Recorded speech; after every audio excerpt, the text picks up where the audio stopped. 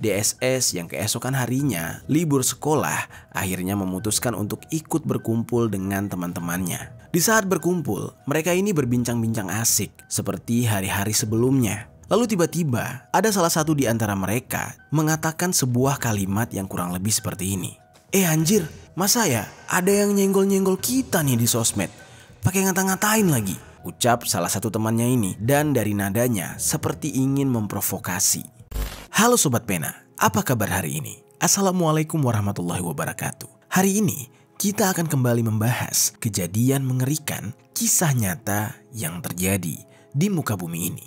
Cerita kali ini datang dari Jakarta dan sedang ramai-ramainya diperbincangkan di tengah-tengah masyarakat. Yang mana ada seorang anak laki-laki yang dikenal sebagai anak baik-baik, memiliki cita-cita tinggi, namun harus mengubur cita-citanya tersebut akibat karena dia terlibat di dalam aksi tawuran. Cita-citanya cukup tinggi, yaitu dia ingin mendaftar menjadi seorang polisi. Namun, akibat aksi tawuran yang dia ikuti tersebut membuat dia akhirnya harus kehilangan telapak tangannya karena terkena sabetan dari senjata lawan. Bagaimana kronologi selengkapnya tentang kasus yang dikenal dengan nama tawuran Pasar Rebo ini? Langsung saja kita bahas di Kata Pena.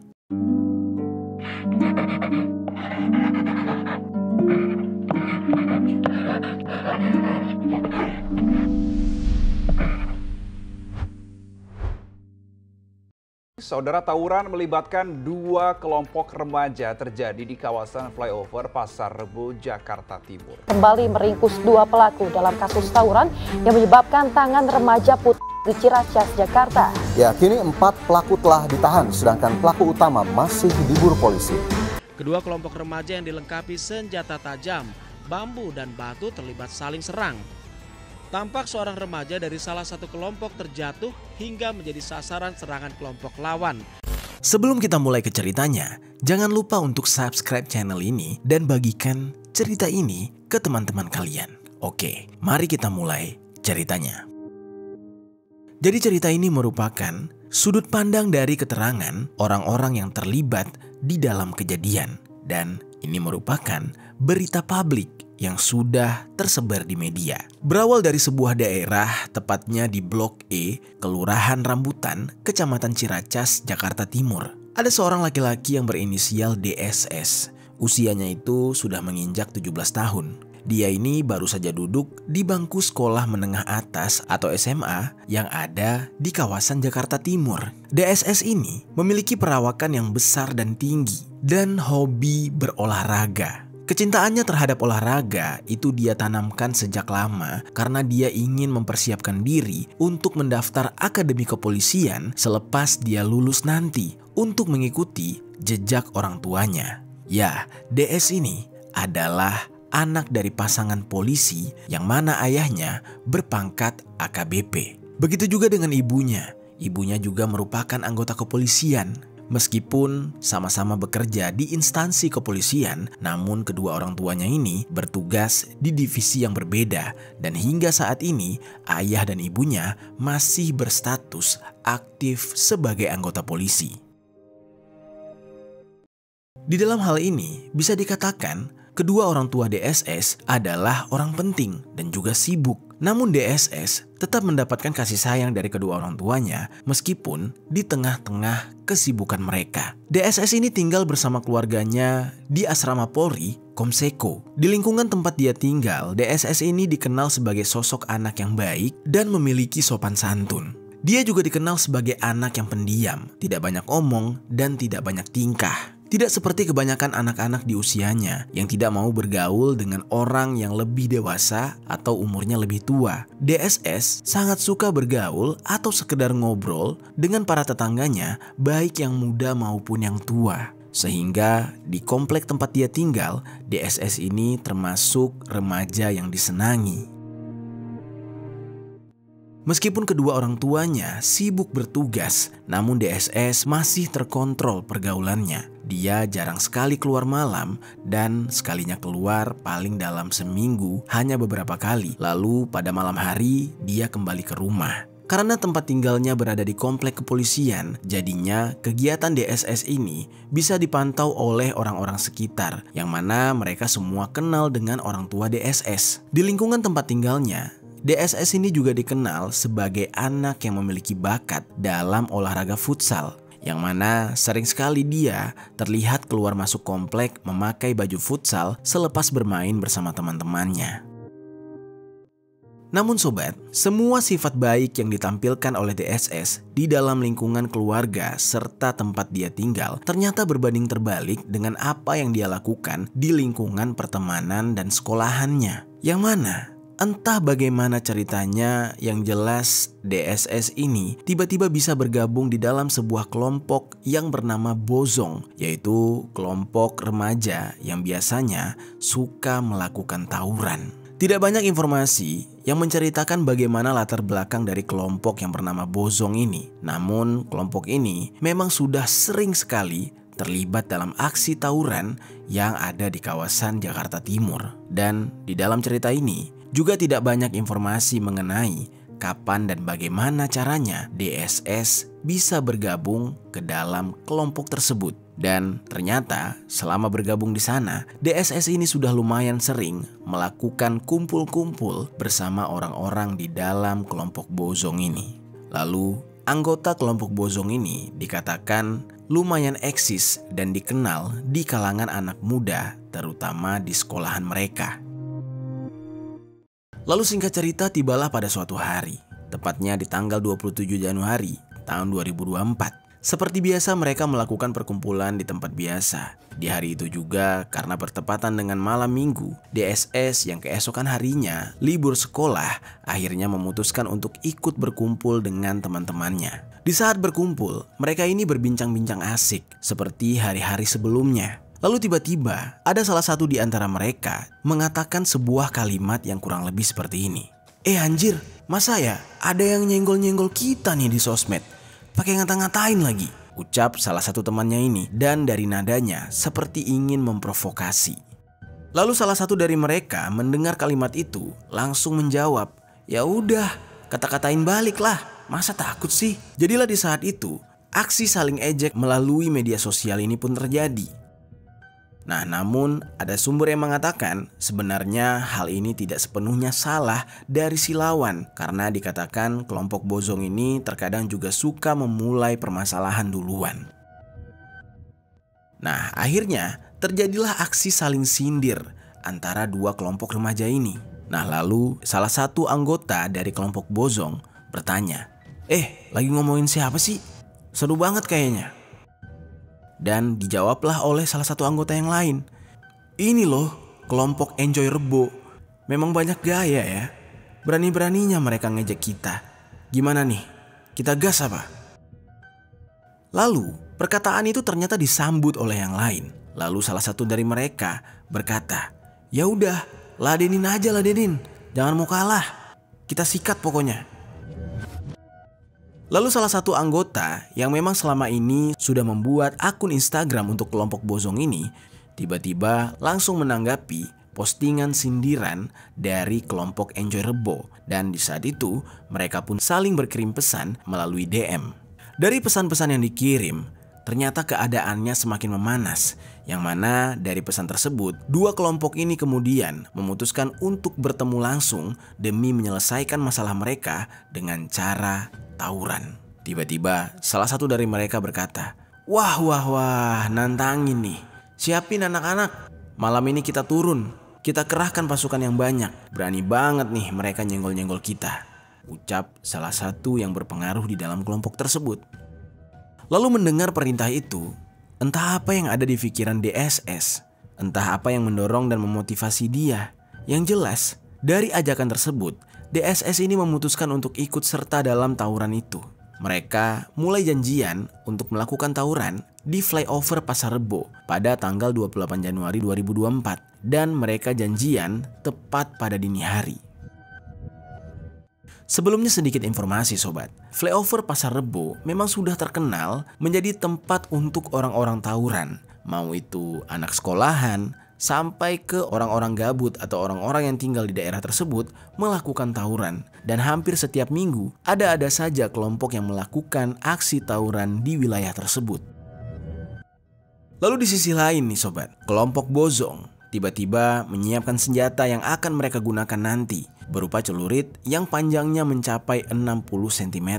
Lalu mereka juga menyediakan bambu, kayu, dan beberapa senjata tajam lainnya. Pada malam hari itu, mereka semua mengikuti instruksi. Kelompok Bozong membawa pasukan yang lumayan banyak, yaitu sekitar 20 orang. Pemimpin dari kelompok tersebut memerintahkan mereka untuk bersiap-siap. Dia mengatakan kurang lebih seperti ini. Nanti, kalau udah siap, sebelum menuju flyover Pasar Rebo, kita kumpul dulu ya di kawasan Kampung Gedong, Pasar Rebo, ucapnya. Dan para anggotanya tidak memprotes ajakan tersebut dan langsung mengiyakan. Namun di sisi lain, ternyata kelompok lawan, yaitu kelompok Enjoy Rebo, juga merasa memiliki pasukan yang kuat dan mulai mengumpulkan pasukan-pasukan tersebut. Dan ternyata mereka hanya membawa 13 orang anggota. Sebelum menuju ke lokasi, mereka terlebih dahulu meminum minuman keras untuk menambah rasa percaya diri dan keberanian saat melakukan penyerangan. Setelah mereka selesai minum, selanjutnya mereka langsung janjian untuk berkumpul di pos ronda Pasar Obor. Pada saat itu, masing-masing dari anggota sudah membawa senjata, salah satunya berupa celurit panjang, lalu 2 celurit pendek, bambu, dan juga kayu. Di saat itu, ada seseorang yang berinisial FAA. Dia merupakan anggota dari Enjoy Rebo dan dia inilah yang memerintahkan kepada anggota lainnya untuk menuju ke bawah flyover Pasar Rebo sekitar pukul 4.00. Pada saat itu dia mendapatkan informasi kalau Bozong sudah tiba di lokasi yang dijanjikan. Kelompok Enjoy Rebo mendapati kelompok Bozong sudah ada di lokasi. Dan tanpa basa-basi, Enjoy Rebo kemudian melakukan penyerangan terhadap Bozong. Seketika teriakan dan gemuruh dari masing-masing kelompok yang risih semakin riuh. Di saat itu, aksi mereka ini disaksikan oleh beberapa orang yang melintas di jalan tersebut. Beberapa dari mereka terlihat siap sedia dengan wajah penuh ketegangan dan mencerminkan intensitas emosi yang memanas. Dengan pakaian seragam dan atribut kelompok, semuanya bersiap-siap untuk berhadapan dengan kelompok lainnya. Di saat itu, teriakan, pukulan, dan benturan suara menjadi bagian dari pertarungan yang terjadi. Lalu saat itu, DSS yang memiliki pertahanan yang buruk kemudian diincar oleh anggota Enjoy Rebo, yang mana mereka dengan sigap saling memberi kode untuk menyerang. Saat itu, seseorang yang berinisial AM yang merupakan anggota Enjoy Rebo berhasil memukul lengan kanan DSS dengan kayu sebanyak 1 kali. Lalu tidak sampai di situ, aksi penyiksaan tersebut dilanjutkan oleh anggota yang berinisial AP. Dia menyabet kaki DSS dengan menggunakan celurit sebanyak 1 kali yang membuat tubuh DSS lumpuh seketika dan tidak bisa bangun. DSS di saat itu merintih kesakitan dan dia memohon kepada lawannya agar segera menghentikan tikaman mereka ke tubuh DSS. Namun para lawannya ini merasa tidak puas. Anggota dari Enjoy Rebo lainnya, yaitu yang berinisial RA dan juga P, melanjutkan penyerangannya dengan menyabet bagian tubuh belakang DSS menggunakan celurit panjang sebanyak 1 kali. Atas penyerangan tersebut, beberapa bagian tubuh DSS sudah mulai terlihat cairan merah yang menyembur. Dia menangis, merintih kesakitan, dan ternyata tangan sebelah kanannya terputus akibat sabetan senjata tajam dari lawannya. Lalu di lokasi kejadian, terlihat beberapa pengendara motor yang lewat di jalanan tersebut berusaha memberhentikan aksi para pelaku tawuran ini dengan mengendarai motor ke arah tengah-tengah pelaku tawuran. Beberapa orang memvideokan sambil berkata, "Woi, udah woi, putus itu tangannya, putus, udah." Kurang lebih begitu ucapannya.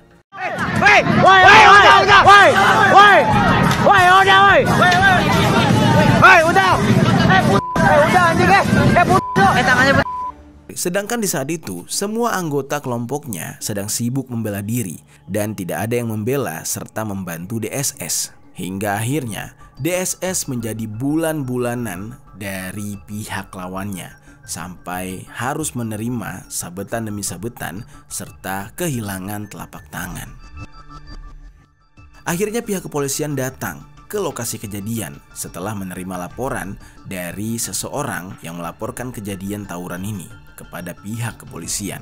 Lalu, tidak lama kemudian, para anggota yang terlibat di dalam tawuran tersebut berlari berhamburan menghindari polisi. Namun, sedangkan yang berinisial AM, AP, RA, dan juga P yang tengah kedapatan melakukan penyiksaan terhadap DSS itu akhirnya berhasil ditangkap oleh pihak kepolisian. Di saat itu, keempat remaja ini sudah mengetahui kalau mereka sedang diincar atau sedang dicari. Dan setelah mengetahui kalau mereka sudah buron, mereka pun mencoba sekuat tenaga untuk bisa melarikan diri. Namun sayangnya, usaha yang mereka lakukan ternyata sia-sia. Sementara itu, DSS yang mengalami penyiksaan kemudian tidak sadarkan diri dan dilarikan ke Rumah Sakit Polri Kramat Jati. Saat dilarikan ke RS, keadaan DSS ini belum sadarkan diri sama sekali dan pihak keluarga di saat itu dihubungi untuk segera datang menemui DSS.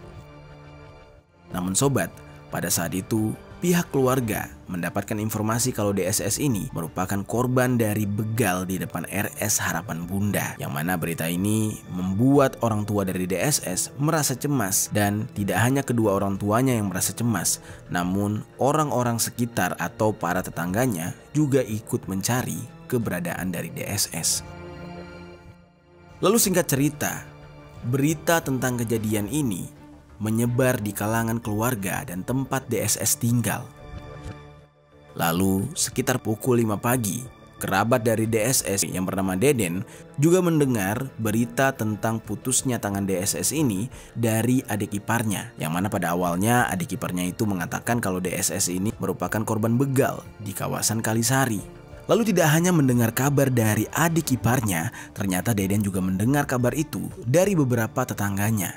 Namun para tetangganya ini mengatakan kalau DSS baru saja dibegal di kawasan Kalisari Pasar Rebo, bukan karena tawuran. Adanya dua pernyataan yang berbeda ini lantas membuat Deden lebih percaya kalau DSS ini dibegal. Dan akhirnya karena dia merasa penasaran, kemudian dia mencoba untuk mencari tahu sendiri. Yang di saat itu dia curiga kalau DSS ini kemungkinan besar ya korban dalam aksi tawuran, yang mana lokasi pembegalan yang dimaksud yaitu Pasar Rebo sebenarnya memang merupakan daerah yang sering sekali terjadi tawuran, bukannya begal. Lalu saking penasarannya, Deden ini langsung pergi ke lokasi. Dan di sana dia iseng menanyakan hal tersebut kepada orang-orang yang ada di sana, termasuk tukang parkir. Dia bertanya kurang lebih seperti ini, "Bang, ada tawuran ya di sini?" ucapnya. Lalu tukang parkir pun menjawab, "Iya bang, korbannya tangannya sampai putus. Kabarnya sih sekarang sudah ditangani oleh RS Polri," jawabnya. Mendengar pernyataan tersebut, Deden semakin yakin kalau orang yang dimaksud oleh tukang parkir itu adalah DSS. Lalu setelah mendapatkan informasi dari tukang parkir itu, Deden lalu mencoba untuk memeriksa sosial media untuk mencari tahu soal tawuran tersebut.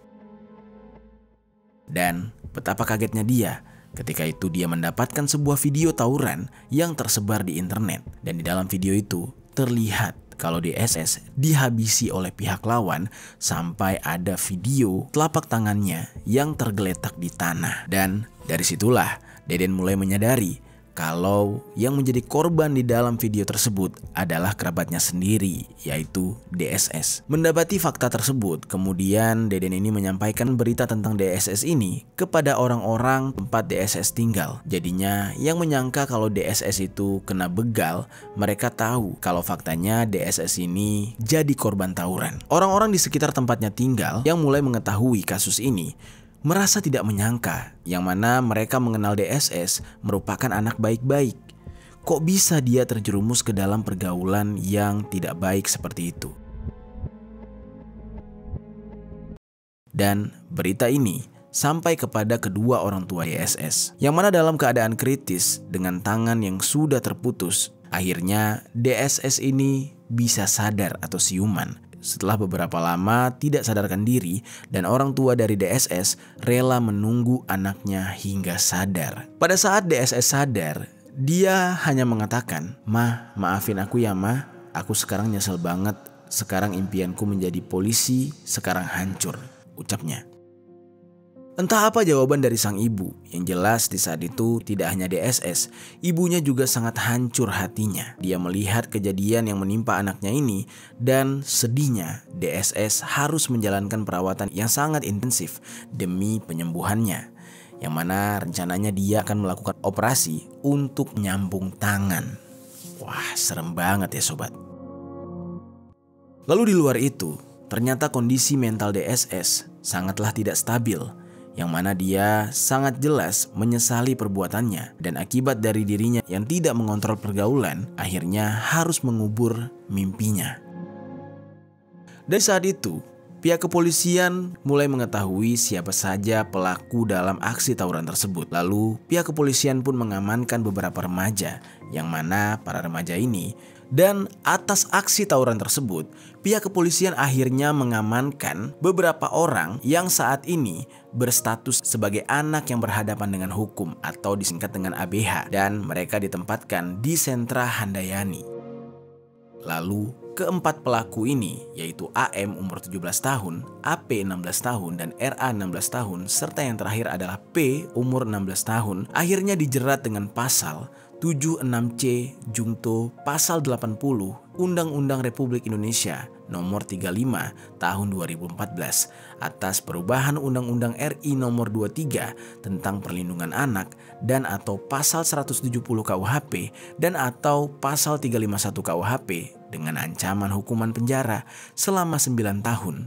Dan atas kejadian ini, DSS harus berakhir dengan kondisi cacat permanen. Itu dia sobat, cerita tentang seorang remaja yang menjadi korban saat terjadinya tawuran di flyover Pasar Rebo. Namun naasnya nasib DSS, dia harus kehilangan telapak tangannya dan harus menguburkan mimpinya untuk bisa mendaftar menjadi polisi di Akademi Kepolisian. Apa pelajaran yang bisa kita ambil dari cerita ini?